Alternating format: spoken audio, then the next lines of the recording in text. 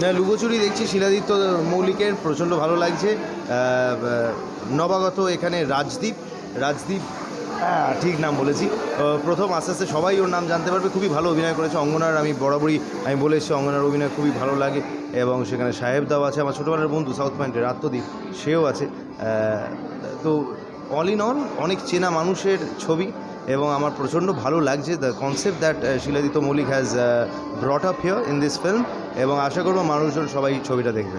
আরেকটা অন্য প্রশ্ন হচ্ছে, এতদিন ট্রফি নিয়ে ফিরলে একবার, আরে সে একটা আলাদাই অনুভূতি আর কি। এবং সত্যি কথা বলতে আগে প্রেশার ছিল যে আগের 1 বছর প্র্যাকটিস করেছিলাম ভেবে যে ট্রফি তুলতে হবে, এই বছর পুরো প্র্যাকটিস করব ট্রফিটা ডিফেন্ড করতে হবে ভেবে।